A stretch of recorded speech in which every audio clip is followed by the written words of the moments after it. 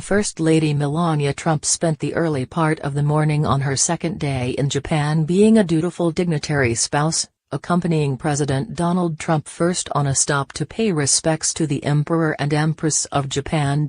There, Trump, dressed in a demure, navy blue Christian Dior dress and not so demure ice blue snakeskin Manolo Blahnik pumps, sat in a low chair and chatted via an interpreter with Empress Michiko, while their husbands, huddled just feet away, separated only by a flowering plant, did the same. It's these sorts of traditions that Trump is acquainting herself with on this, the president's first visit to Asia as commander-in-chief. A meetup of the Japan and United States dignitaries came next, complete with anthems and red carpet pomp and circumstance. Melania Trump was characteristically stoic for most of the action, walking through the motions until, finally, it was time to split off from her husband and join First Lady Abe for their solo afternoon adventures.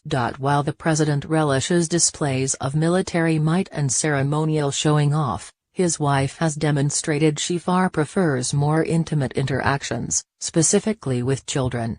That's likely why she and Mrs. Abe visited Kyobashi Tsukiji Elementary School. At the sight of the 200 or so uniformed students assembled to greet her in the school's gymnasium, Trump's face lit up. She high-fived them, was drowned in hugs and posed for a group photo, where, like the kids, she made a peace sign with her two fingers. A Japanese calligraphy lesson was next. The fourth-grade classroom erupted in applause as the two first ladies entered, mindfully watching the children draw brush strokes. "Beautiful characters," Trump said as she paused to admire their work. At one point, she even sat down at a small table, answering, "Fantastic, would love to a question of whether she, too, would like to try.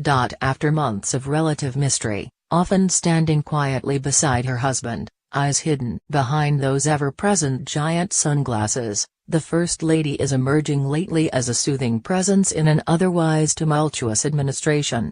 Her recently announced platform centers around helping children, with the goal of leaving the next generation in a better position than current one. As Abe and Trump left the elementary school, a band played Over the Rainbow, and the youngest students enthusiastically waved little US and Japanese flags. Then it was time for lunch with the hostess.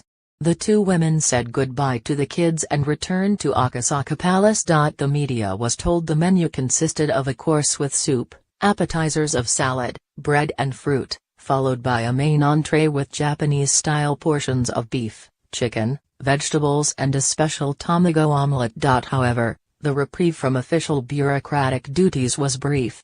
By mid-afternoon the First Lady was back to a supporting role, seated front row to witness the president's anticipated joint news conference with Abe, policy and politics pushing peace signs and calligraphy lessons quickly out of the limelight.